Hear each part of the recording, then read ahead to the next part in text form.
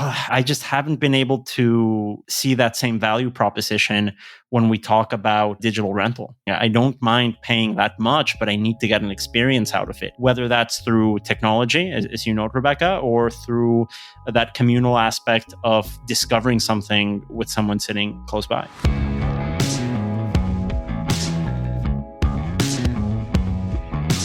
This is the Box Office Podcast. I'm Russ Fischer, the editorial director of the Box Office Studios, which provides editorial content to movie theaters. And I'm joined, as always, by my magnificent co-host, Daniel Loria, the editorial director of Box Office Pro. You know, it's at this point, Rebecca Pahle is effectively our constant and very welcome third co-host. So welcome back, Daniel and Rebecca. It's great to talk to you guys again, as always. Yeah, excited here at the second half of a surprisingly unexpected year, I think is fair to say. Yeah. We still have 6 months of this year left, guys. How fun, huh? Don't do that to me. So that's actually, though, does point to what we want to do here this week. You know, we're looking back at the last 6 months, during some of which this podcast was not in existence. So we don't have 6 months of history behind us, but we're looking back at the history of 2020 to kind of reorient ourselves as far as where the industry is, how we got here, what COVID has meant to all of us, and what we're hoping for in the future. This is our kind of biannual check-in, if you want to consider it that. You know, we got to begin in January, where we saw in China, we saw the first cinemas close in China right as the Chinese Lunar New Year was being celebrated, which is a massive cultural celebration in China, is a big movie-going weekend. And so to have cinemas close there was a really big indicator that maybe 2020 was not going to be what we were all hoping for. Yeah, it's interesting. You bring up that date, and I think it was the third week in January when we started reporting on these closures in China. It might have been far from a reality, I think, to a lot of folks here in the United States on what the potential impact this could have had on the industry. But when the world's second largest film market closes down in effectively its most lucrative weekend of the year, you know there's red alarms going off everywhere. I mean, this was something not to take lightly. At least I know there were a lot of health professionals looking at things much earlier. For us in the industry, I think it's fair to say when we saw that economic impact of that Lunar New Year holiday take its toll, that's when we really started tracking what the potential impact of this could have been. Personally, and I'd been going over this with Rebecca Pahle and our colleague Sean Robbins over at Box Office Pro, we were really bracing for worst case scenario at that juncture, something like the H1N1 epidemic in Mexico that happened in 2009, where, you know, effectively your box office is affected for 10 weeks before it goes back to normal. Boy, what we'd give to have a 10-week disruption at this point. Yeah. I remember just in January, I was in Seattle the day after they had their first confirmed case. And it was the first time I'd ever heard of coronavirus because my mother was doing oh my God, you're going to be in the city where they have coronavirus now. Oh my God, I'm so worried. And I did the typical like, oh, Mom, it's fine thing. I should have listened to her, you know? And then you went back to New York City, where you would not have to worry about any of this. No, not at all.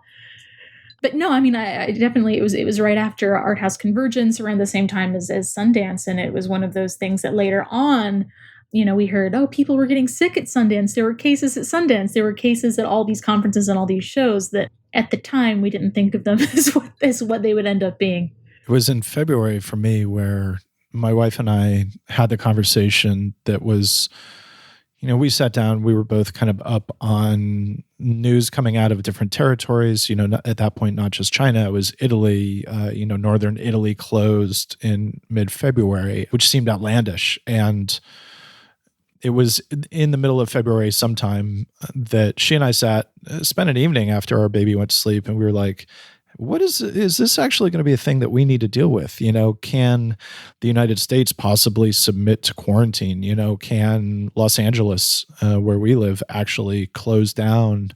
Do we have to pull our kid out of daycare? All that sort of stuff. And started making some kinds of contingency plans, kind of started being like, do we need to go to the grocery store and really stock up on stuff, which we agreed that we probably should do. And then we didn't do it for a couple of weeks and fortunately managed to squeeze in and get a lot of staples just as I think everybody else was realizing that was the time to go into panic buying mode.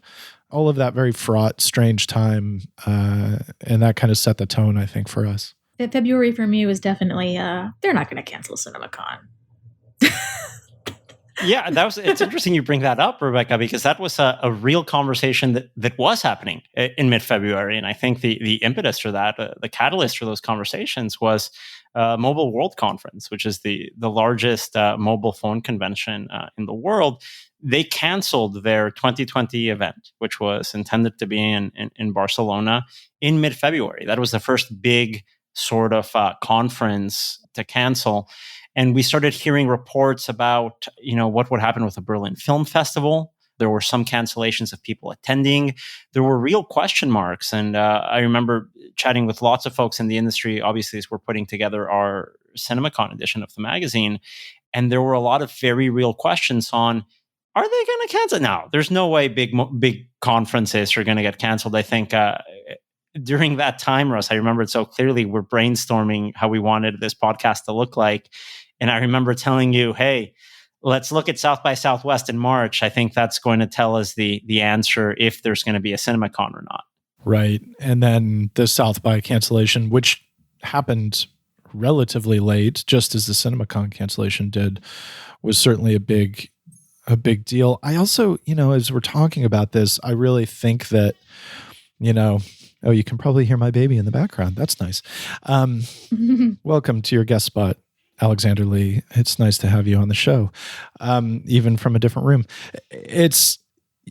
So much of this year has been, for me personally, this can't possibly happen, can it? ? And there's a real current of confronting our perceived vulnerability versus our actual vulnerability, and there's a real current of confronting the degree to which all of these things that we considered to be unassailable were actually quite assailable. That's I think for me personally, that's kind of why looking back at this 6 months is interesting, because it is humbling in the very least to realize the degree to which some things are out of your control and you need to find a way to do everything that you can to protect yourself and your community while also moving forward and trying to, retain some sort of normalcy. And this kind of like January through April was entirely that for me, I think. People and industries and countries and humanity kind of scrambling for ways to adapt. I mean, I just remember with South by, when it closed, there was that initial like, oh no, we're going to do an online festival. We're going to do it online. We're going to shift online. It'll be free. It'll be great. It'll open things up. It'll, da da da da da. And then the quote unquote online festival happened, and it was how many features? It was like fewer than 12. I got it was like 4 screen links, I think, through that. It wasn't very. Yeah, we definitely saw there kind of the genesis of people trying to figure out, what would eventually become the virtual theatrical model. Trying to walk that line between how much does the consumer want? What is the consumer willing to pay for it versus what's best for the industry? What's best for the filmmakers? Are filmmakers going to want to put their stuff up on PVOD or on some of these digital platforms versus maybe holding out and waiting for theaters to open back up? And then, of course, in early March, I want to say 2 days before South by canceled, No Time to Die, the James Bond film, changed its release date. And then it was a little bit like, oh, okay, that was the first big one. That was the first big one, right? Yeah. Which even back then, it made sense because at that point, you're thinking, well, how is this international franchise going to figure out press junkets all over the world like these movies have to do? I mean, you have to sell, watches to vodkas to all of these different promotional obligations. There's no way you can globally engineer that. So, pushing it to November at that point sort of made sense. For me, when it sort of started hitting me on what the potential impact could be, was actually when Universal moved their titles. They first, in an ominous move, they removed Trolls from the schedule, I think, after pushing it forward a little bit. And F9, the ninth entry in that Fast and Furious franchise, they pushed that back by a year. And I think that in hindsight, especially right now, as everyone's sort of like scrambling to find new dates in that distribution calendar, that decision from Universal saying, you know what, let's give ourselves a year's worth of runway for our big theatrical events was fairly smart planning for a studio that, among all of them, was the most impacted in its releases by the COVID-19 pauses. And we're recording this a few hours after there was another big Universal release date change. Candyman has been shifted back to October. The Halloween Kills is now 2021. The release date changes, they just don't stop coming. Yeah, and it's that again, I think we're in this position of each of us personally, and I think as an industry, we all have a lot of difficult questions to face. And that's been this entire process is, what's for indie filmmakers, like you're talking about with filmmakers or with festivals, it's, what's the most important thing? Is it getting people to see your movies? Is it getting audiences to see them theatrically? What's important for everyone? And there's a lot of, unfortunately, I think that the shakeups and the repercussions of all of this are going to continue for a long time. Some of that will be good. Some of this will be incentive, I think, to reevaluate aspects of a number of aspects of this business that have been considered to be set in stone for a long time. And I think that, if we can all be nimble, that theatrical can come out of this stronger. We're still trying to figure out the answers to all these questions. And in March, of course, I mean, Friday the 13th, the somewhat fortuitous date. I mean, that was, like you said, Daniel, when the second largest market in the world closes, some big stuff's going down. But for me, it was Friday the 13th in March where it had that like emotional, oh, wow, that hit home. Because that was like the independent movie theater that I go to in New York said we're closing. Just that whole week, it was just this cascade of chains initially saying, okay, we're going to 50% capacity.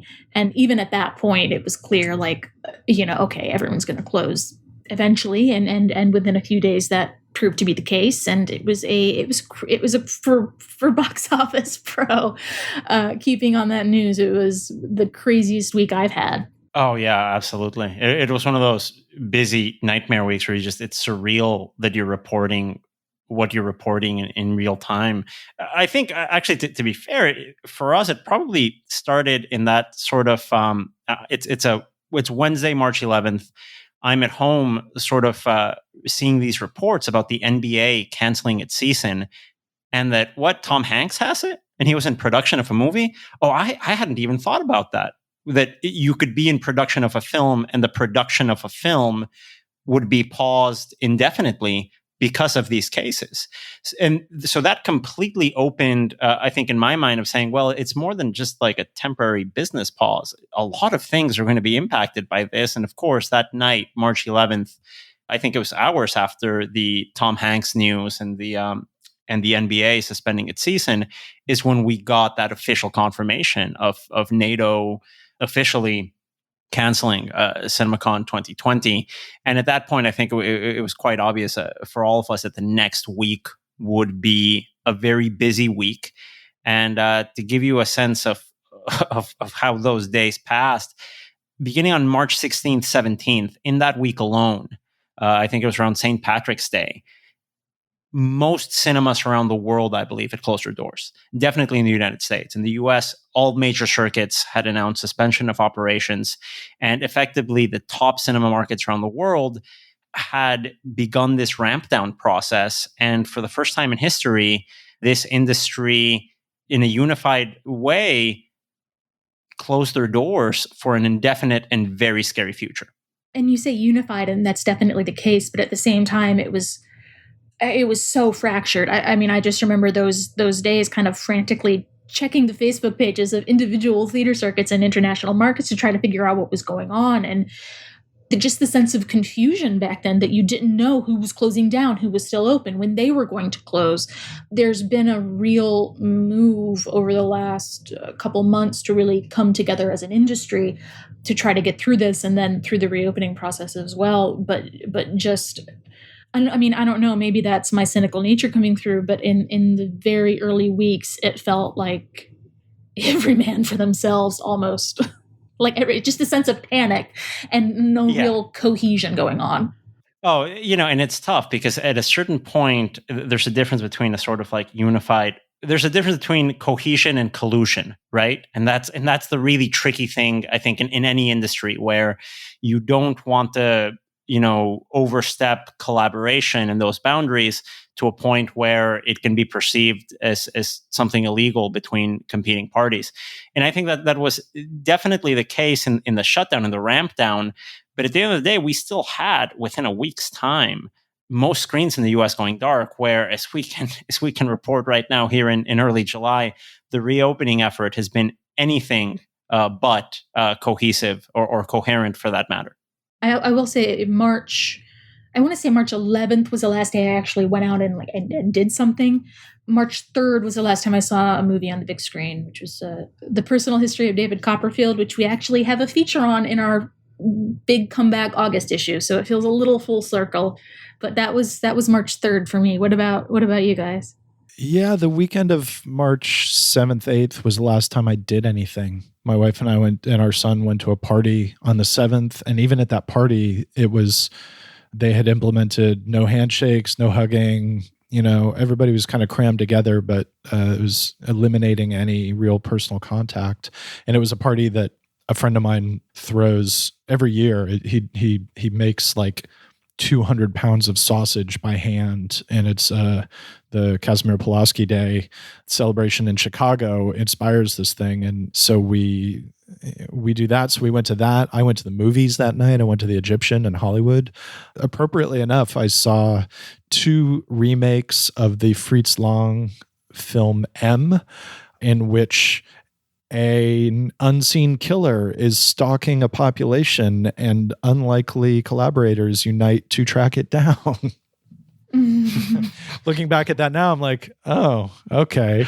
That was a sort of an eerily appropriate last movie to see in theaters.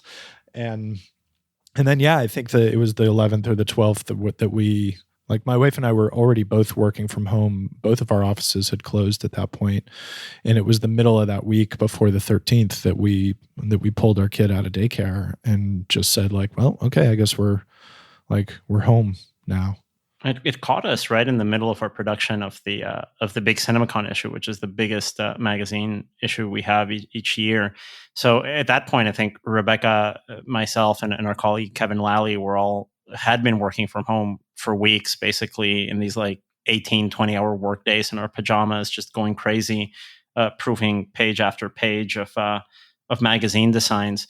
So the last sort of social thing I got to do before the CinemaCon crunch time and then this crisis started was actually in late February. I went to a friend's house to see the last big boxing match that probably will happen this year, Tyson Fury's rematch against Deontay Wilder. And that must have been February 22nd. What I would give to go to one of these cool sausage parties that that our colleagues here get to go to actual sausage movie theaters. That sounds like a good date night for me. The one thing, thinking about the NBA canceling the season and then the cascade of additional, leagues that either truncated or canceled their season, is we've discussed this, I think, in passing here on the podcast, but we've talked about it a lot more offline, is the degree to which those cancellations underlined the sort of promotional synergy between studio efforts and sporting events, in the sense that, we were talking about when we were looking at a potential trailer launch for Tenet, we were wondering if Tenet was going to stick around, talking about other potential July, August, September movie openings, and the idea that without sporting events and without in-theater promotional opportunities, the ways that studios have to promote movies to a huge audience are really drastically scaled back. Like without the NBA Finals to run a big trailer drop for Tenet or another huge movie, studios look at a significant reduction in their ability to get one single piece of promotion in front of audiences. And I think that that's a really significant aspect of the difficulties that are faced even with the reopening now. If you look at the idea of Warner Brothers wants to put Wonder Woman in theaters, everybody kind of knows what Wonder Woman 1984 is, but how do they get that last big promotional push out to people when there aren't sports to put trailer drops in front of, or other similar things that bring otherwise disparate audiences all together for a single cause? And then you apply that to a film like Tenet, which, Christopher Nolan's marketing campaigns have always been mysterious. We all know what Wonder Woman 1984 is. We don't know what Tenet is really, and that's by design. But without the time to put into that marketing, it's I don't envy Warner Brothers the position that they're in. No, it's incredibly difficult, and you think, well, the other way to get people to know what Tenet is that you do what Nolan has always done, which is that you throw 6 to 10 minutes of that movie on IMAX screens prior to some other release, which is effectively what they're going to do with the re-release of Inception in a couple of weeks. But even that is going to play to limited audiences for reasons that we don't need to restate. That's a small but seismic shift in the way all of this stuff works that I don't think a lot of people, I didn't think about it at first. And then as we've looked at the way the rest of this year has gone, it's become really apparent that, there's this ecosystem that is required for, any big movie to play in the way that we're used to seeing them play. In March, you definitely felt like you didn't have time to breathe at all. April kind of, it felt a bit like an eye of the storm situation where everything had shut down. That things really aren't going to be reopening up, in the immediate future. Just for us at Box Office, it became a time of looking at what is going on, whether that's independent movie theaters trying to keep in touch with their consumer base on social media, virtual theatrical, and then looking at a market like South Korea, which never had the total prolonged shutdown. There were shutdowns, but they weren't for months at a time, and it wasn't the entire country. So you see a leading chain like CJCGV there introducing their contactless cinema. And it was, for me, I hesitate to apply the word optimism to 2020, especially spring 2020, but it was this little spark of okay, we're starting to get a sense of what things could look like down the line. It looked kind of weird at that point, didn't it? Rebecca, could you go into a little bit of what that contactless cinema pilot program was that CJCGV released in South Korea? So we're going to actually have some photos of it in our August issue, and it actually looks really cool. It basically is exactly what it sounds like. It is a theater designed towards not touching anything. You have the concessions is kind of like an old school automat thing where you order, digitally, and then you go type in a code and the button will, the door will pop up and you'll grab your food. You don't have to, be handing food back and forth, be handing concessions back and forth. They have these they said robots. I don't know. They look like robots wandering around with directions and maps to say where the bathroom is. It looks like the Rocky IV robot. It looks like the Rocky. For all three Rocky IV fans listening to this, it looks exactly like the Rocky IV robot taking your ticket orders. And speaking with CJCGV, they still have employees. They still have people working these theaters. It's just not that customer-facing situation, which really is an extension of some of the conversations that the theatrical industry in the United States has been having for years now. Things have been trending towards automation, and what does that mean for the human employees of these chains? How will their roles change? How will labor issues change within this industry? And things like that, like automation, like online ticketing, like online F&B orders. It's just seen a lot of stuff that was kind of in the works get a little bit of a kickstart, the same way work from home got a big kickstart, just in a more general sense.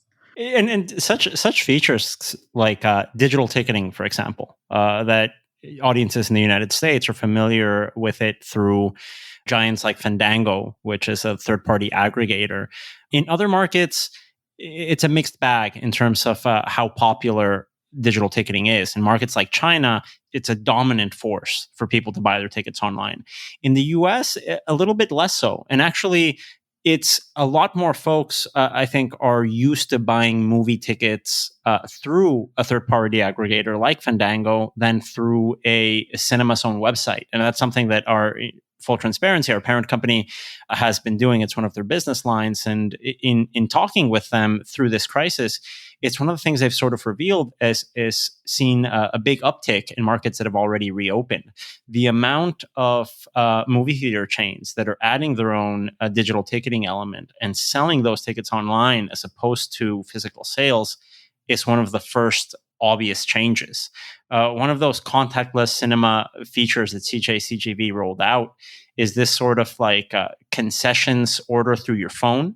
So guys, imagine having your cell phone, you order your concessions, and instead of picking it up at the stand, there's these sort of automat-like lockers that you go in without even saying hi or interacting with someone. You pick up your order and go back in. I'm very curious to see what sort of these innovations come through, which ones last and which ones don't. I don't know about you guys. I like that human interaction, that hospitality element when I leave my house to do something.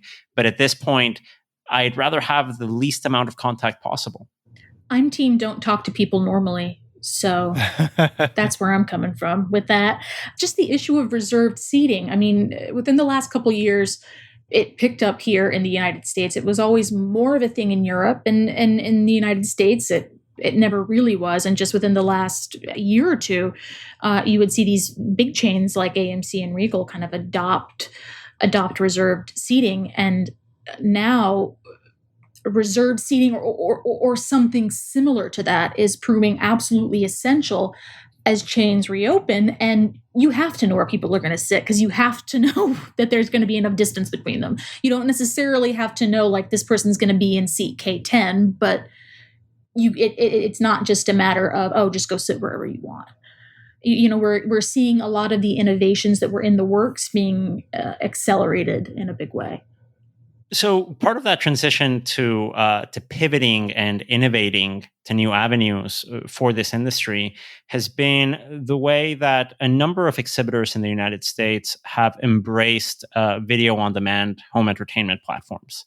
Now, there's a very simplistic way of looking at these decisions and saying, oh, these movie theater chains are no longer committed to the theatrical experience by going into the home entertainment side. But that's ignoring the role that a home entertainment component has had in other major markets in this industry for years now. Here in the North American market alone, we have the leading exhibitor in Canada, Cineplex, having its own VOD platform for years, a very successful one, and innovating a lot with concepts such as super tickets, where you buy a slightly more expensive ticket for a film, and then you have a digital purchase included with that price point.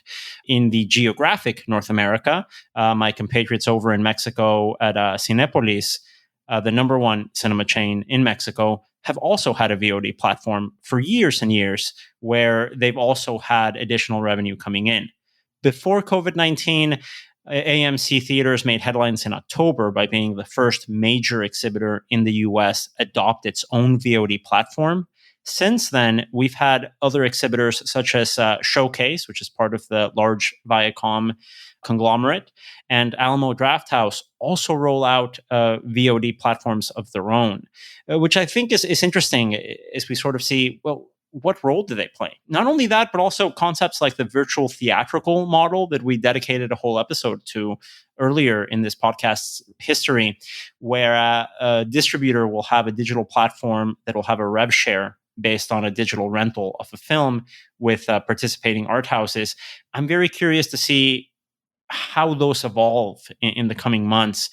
I, for one, haven't had any experience with any transactions, either on an exhibitor VOD platform, a premium VOD platform where we have some releases from major studios going through, or even a virtual theatrical model, even though we've written and talked about these concepts quite a bit here. I do have relatives that have tried it.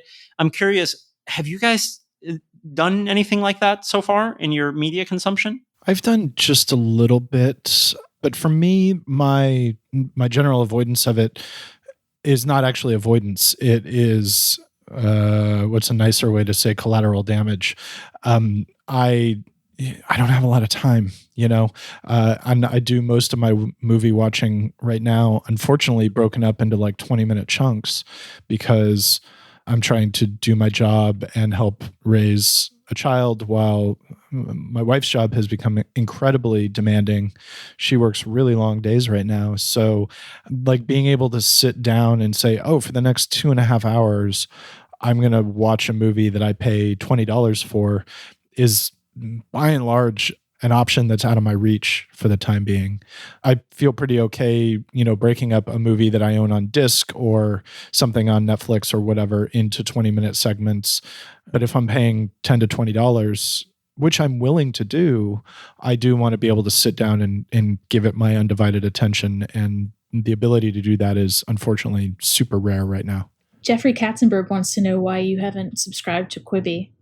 We've been picking on that guy so much. I you know what? I would need several episodes of a Quibi show to explain all of the reasons that I haven't subscribed to Quibi.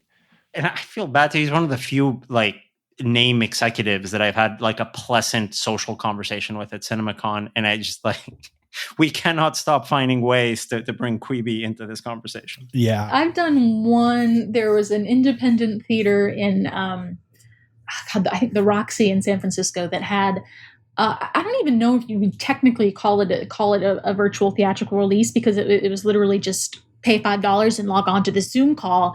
And it was a screening of a 1960s documentary called Gay San Francisco that was filmed in the 60s, of like this kind of travelogue of the queer sections of San Francisco, paired with the panel afterwards. And that, I really thought that was interesting, that I was able to have access to that, being on the like completely opposite coast. And it was a really interesting thing that I never would have been able to do otherwise. That film is not easy to find. That said, you know, I paid $5 for it. For me, kind of similar to what Russ says, if I'm watching something in the home, you know, my TV setup is not great. My speaker setup is not great. Even if I spent thousands of dollars on it, it wouldn't approximate to the big screen experience. And I'm not paying $10 to rent a movie and watch it on my TV, or $20. I'm just, there's so much else that's there to watch now. I mean, the other day I watched, you know, Once Upon a Time in the West for the first time. Ooh, not in a TV. You're breaking my heart. And that's what I thought. I'm like, if it were any other year, some rep cinema in New York would have put together an Ennio Morricone like series, and I would have been able to see this on the big screen for the first time. Hey, you know what? That's an amazing movie, and no matter how you see it, it's a great experience. It was great, but I waited for the big screen for Lawrence of Arabia, and I wish that I could have done that for this, and it's just not going to happen. But yeah, I mean, for independent stuff, I've been watching some programming that independent cinemas have been doing. I mean, frankly, when it's cheap, because, you know, economic insecurity is a hallmark of 2020. So that's what that is. I'm afraid to join in on this chorus, because eventually, if we keep on talking about the movie going magic in these terms, we're going to wheel us out at the at CinemaCon at one of these studio presentations to basically deliver the latest franchise sequel and how important it's going to be in a theatrical setting. But for me, the big difference maker, and I think this ties into what Rebecca was saying about when South by Southwest did that pivot to South by Southwest online and how just completely unappealing it was for me. There's something about being, or at least discovering content with an audience that works for certain films. Not every film, I don't want to overstate it, but that sort of a stage of saying like, okay, I was in this room and I felt this energy. And that energy can be reserved maybe to opening night or to a specific type of film that you enjoy with audiences. I just haven't been able to sort of see that same value proposition when we talk about digital rental. A little bit like what Russ is saying. I don't mind paying that much, but I need to get an experience out of it, whether that's through technology, as you know, Rebecca, or through that communal aspect of discovering something with someone sitting close by. Just as there's a theatrical experience, there's a certain energy and a certain mindset that we've all become used to for watching things at home. And that's a $5 mindset for me. It's something, Rebecca, that I even look back at when we went to the press screening for Parasite last summer. If you remember, with our colleague Kevin Lally, and I was able to bring my wife as a plus one. We're all sitting together in this row, seeing this for the first time together, and every twist and turn in that movie, being able to enjoy it with my coworkers and my partner next to me. That was a big part of enjoying and having a great time watching Parasite. And I think that's one of the reasons why that film resonated and ended up playing at suburban shopping malls. Something extremely rare for any foreign film to do is that sort of experience of discovering the movie together. I can still watch it at home. Absolutely. There's no problem with that. But it was extra special and extra fun for me doing so with that audience. I was lucky enough to see The Invisible Man before, when it was in the press screening before everything shut down. And I mean, I know, Russ, you've spoken to this as well. Like it was a really great experience to discover, watching that movie. Oh my God, this is actually good. Like they nailed it. This is good. This is a good movie. This doesn't suck. My boyfriend is like the biggest fan of Universal Monsters. The original Invisible Man is literally his favorite movie of all time. And he hasn't seen the new one because he missed it on the big screen. And he's like, I'm not going to do it. I'm not going to watch it like this. Kind of threaded into this conversation is the idea of obviously the experience and enjoying it with somebody else. And it's like, there's a few parenting newsletters that I subscribe to. One is from the New York Times, and today's subject line was one that really kind of hurt. And it was missing the partner you see 24/7. And this is a conversation that my wife and I have had a number of times where we are in the house together all day, every day, and we feel like we haven't like hung out in weeks, and we have to try to make time to do that. And so some of the movie experiences that we've always enjoyed doing and some things that we would enjoy, like let's sit down and pay 10 or 20 bucks for PVOD, one of us can't make time to do it. We almost never right now can make time to do it together, which I think the value proposition would be there if we could just say like, okay, for the next 2 hours, we're going to sit down, we're going to make a couple of drinks, and we're going to enjoy, The Invisible Man at home or whatever it is. And all of the new structures that are built into trying to survive this thing have kind of pulled away that opportunity for us. And it's really that more than anything else, I think that changes the appeal of the PVOD for me. And that's why, I mean, and it's fortune telling and we can't say, but I really do wonder the longevity that the PVOD will have. I know we've discussed this on the podcast prior, but it definitely feels like a situation. It feels like a stopgap. I've never spoken to anyone who's enthusiastic about PVOD in the same way that they are about going to the theaters, with the exception of when Cats came out on DVD. A friend did bully me into spending $20 on that one. That cultural cornerstone of 2020, early 2020, the Cats experience. No, it's funny you bring that up, Rebecca. I think there's habits we have during this, and as Russ notes, as you're mentioning, let's make a couple of drinks and watch something together. I just spent like $40 on a cocktail kit that this company is going to mail me so I can make, fancy cocktails at home.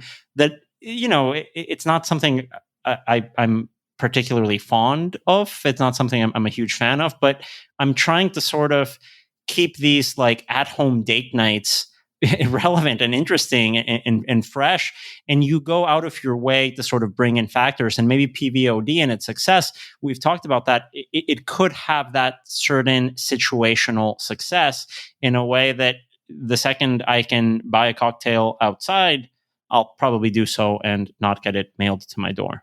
I mean, it's the same. We've seen theaters adopting, curbside concessions, curbside popcorn, and they've had great success with that. I mean, I can't imagine, theaters selling popcorn curbside after this is all over. I mean, maybe some of them will. It's something that, there are chains that have experimented with, selling pizza.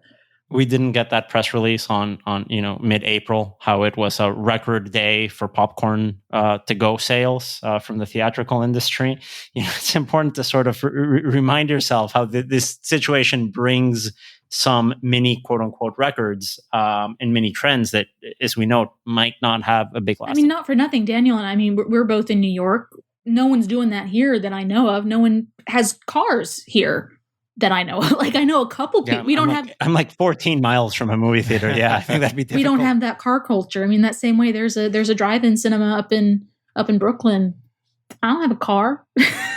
How am I getting there? No, it's kind of, it's like going through a drive-through window walking. I learned in college the hard way. They will not serve you. They will now. Actually, my wife did that a couple of weeks ago. Did she get? She did. Yeah. Yeah. America's changing. It is. But it's interesting to me, just the whole industry has just gotten so much more regional, the whole world. How many times have you been outside your neighborhood in the past 4 months? Oh, I live in, seriously, I've been on like a 10-block radius. I think if you don't have a car in such these major cities, I think that's a very accurate thing. And it's a tricky thing as we look further down the pipeline of 2020, with such a sort of regional, neighborhood-based reality for most of us living in this country.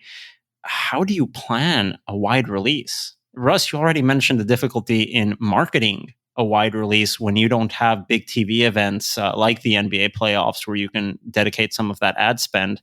And obviously in June, we had that the first of several date pushes that sort of pushed the reopening effort for US cinemas in that infamous Friday night news dump that I think we all remember working through, where Warner Brothers makes the announcement that it will finally be pushing Tenet from that mid-July release date for the first time. And pushing it 2 weeks, and then later pushing it another 2 weeks. That's honestly how it feels like it's going to be, not specifically with moving movies back 2 weeks at a time, but just a sort of, incrementalism going forward.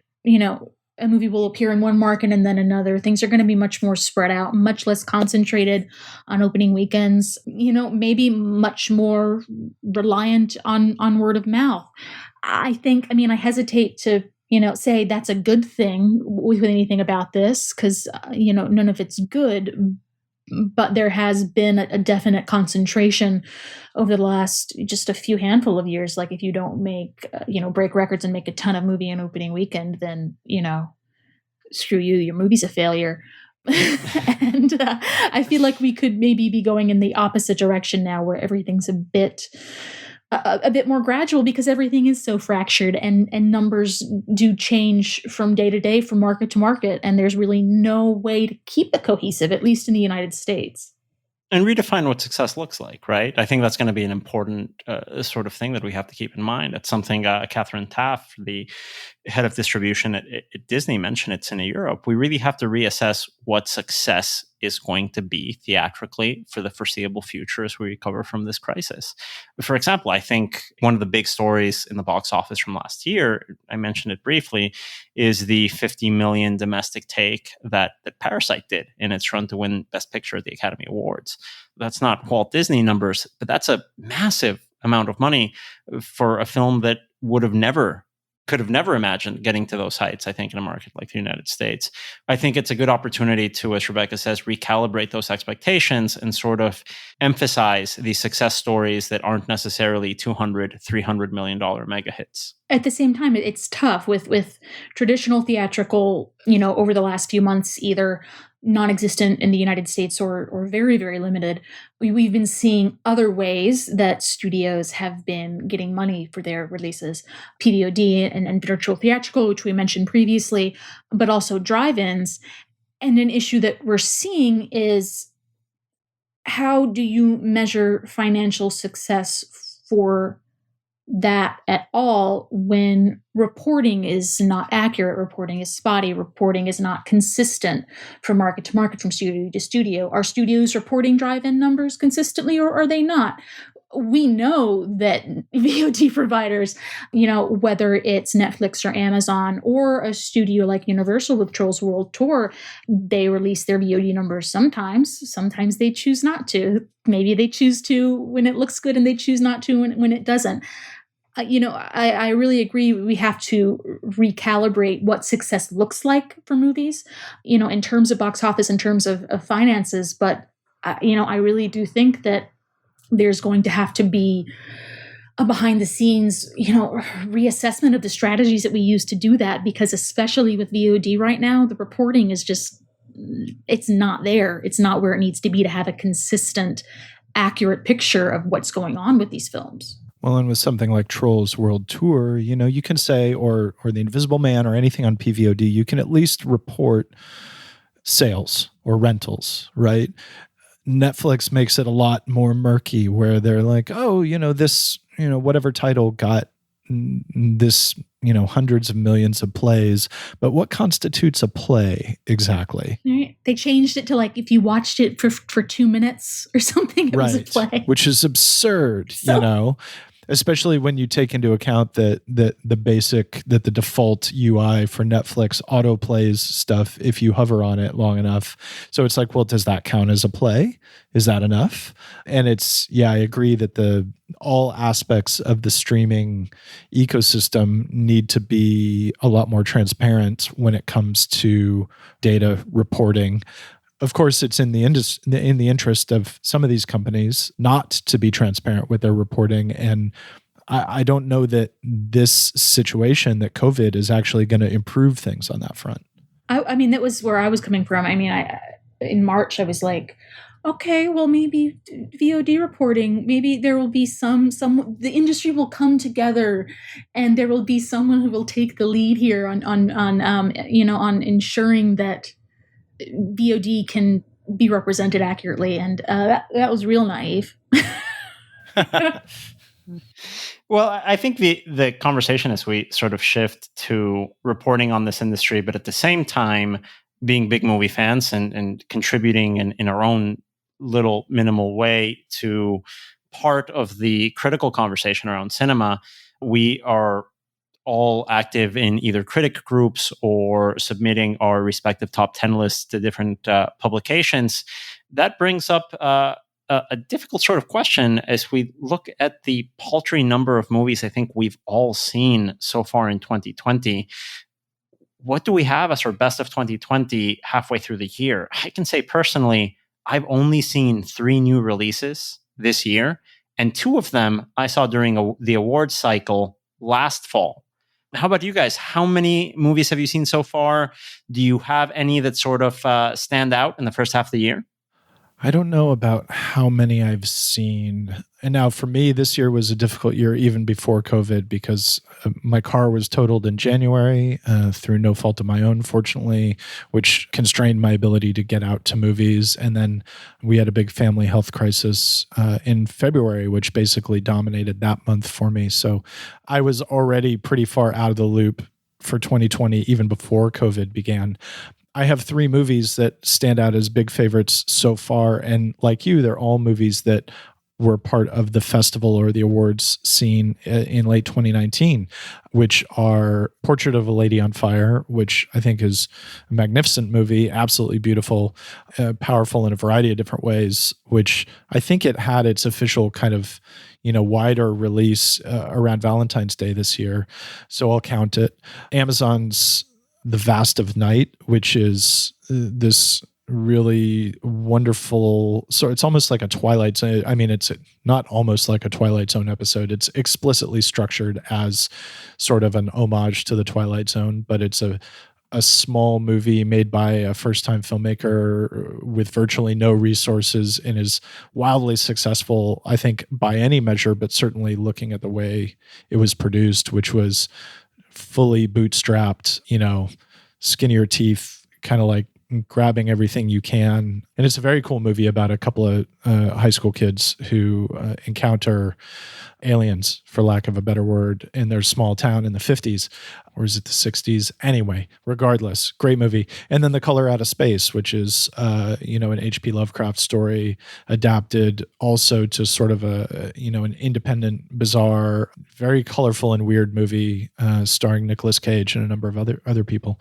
And all of those stand out as some movies that I really like this year, but they're all things that you could have seen at festivals or in some other scenarios in late 2019. I have to amend something. I'm looking through what I've seen this year. I actually did rent something on Alamo VOD, on Alamo at Home. I rented Legend of the Stardust Brothers, a Japanese musical from the 80s, a rock musical. So oh, cool. That was really good. Yeah, in terms of new releases that I've seen this year, Portrait of a Lady on Fire and Vast of Night, I have to second both of those. They're both really excellent films. I think, Vast of Night, with its kind of retro sci-fi feel, the obvious connection is Stranger Things. I think it's better than Stranger Things. I like it much better, even though Stranger Things is very fun. I saw A Promising Young Woman. I managed to see it was going to come out, I forget, April or May, and then it got taken off the schedule. But that's one. It's just in terms of the color and the design, it's a really striking looking film, and I would be disappointed if it ends up going on VOD, because I do think it deserves that big screen experience. Yeah, I watched recently Relic, which IFC Midnight is putting out on. It's on the drive-in circuit now, and that movie is so good. I wish I'd seen it on the big screen. But it is. Same. You can still rent a car, Rebecca. Or, if we find a way to walk to one. It's like, hey, Lyft driver, do you want to go see this horror movie? Ooh, that's going to be an expensive. But if you do live near a drive-in, it is, it's, that one is definitely, it's just like the marketing is comparing it to the Babadook, and it has that kind of horror mixed with, actually, saying it's horror mixed with, it's actually saying something. That's like most horror. So I don't want to, that's most horror. Yeah. I mean, it concerns 3 generations in one family, but it's very intimate, and it builds. Oh man, the last act of that movie, just, obviously I'm not going to reveal anything, but it ends very powerfully.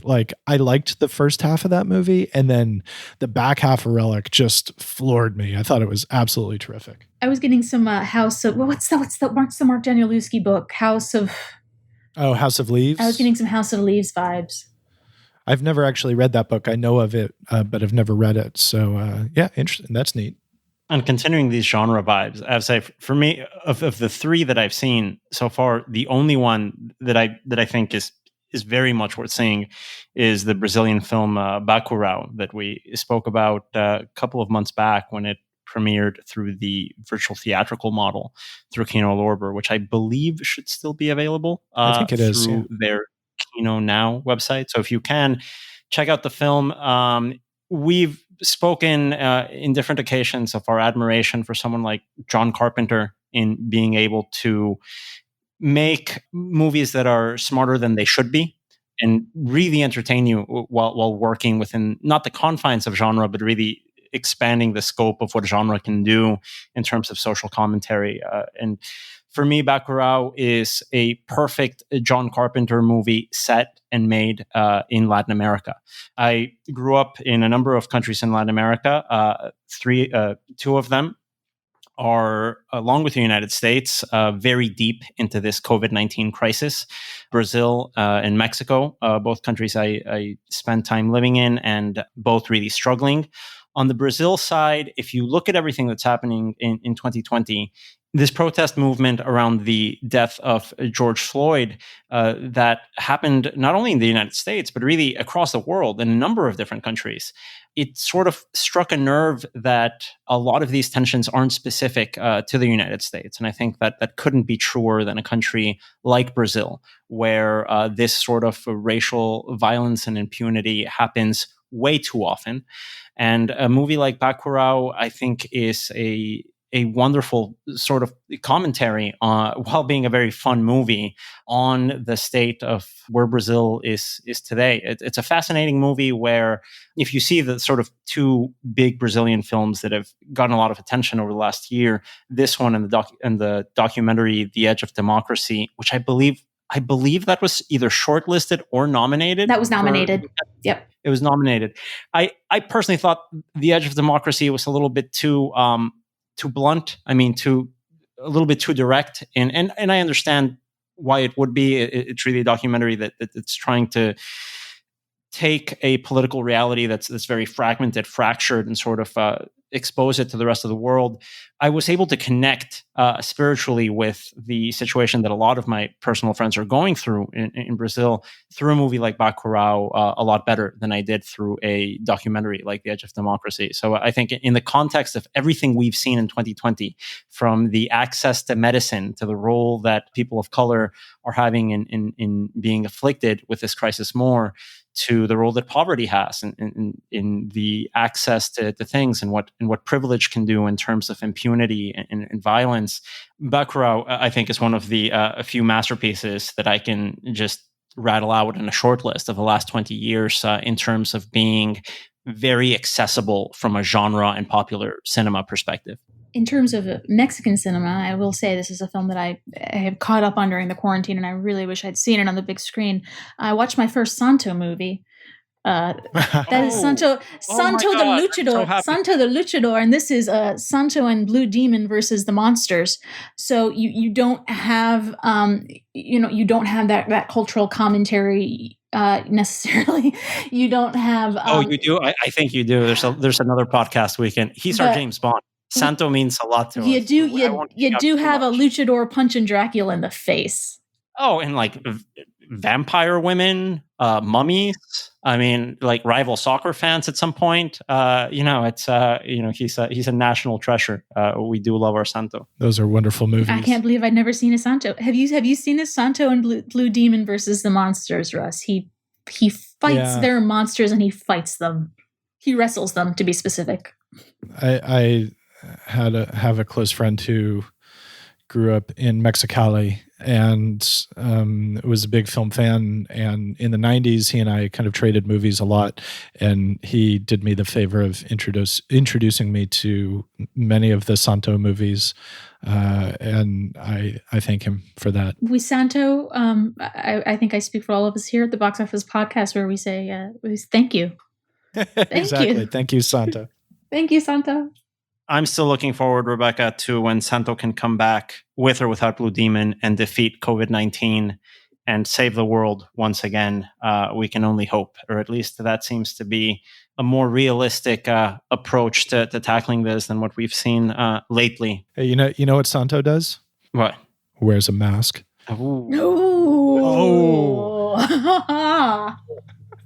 He actually wears a mask under his mask. There's one movie where someone finally takes his mask off, only to reveal he's wearing a second mask underneath the mask. Yay, Santo. We love him. Everyone be like Santo.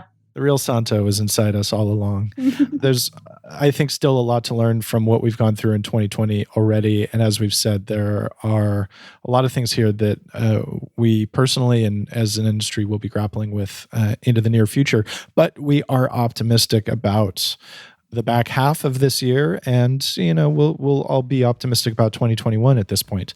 So that being the case, please join us again next week, where we will continue to discuss the landscape in business at the box office and see where we are going as we hopefully head towards a resolution to the COVID crisis at some point in the future. This is the Box Office Podcast. Thank you for listening. Thank you to Daniel and Rebecca, who did a lot of the legwork to put this episode together with an extensive outline, which we just kind of trampled all over. But, that's sometimes what we got to do. The Box Office Podcast is produced by Caitlin Kehoe and recordeditpodcast.com. We'll be back next week. Take care.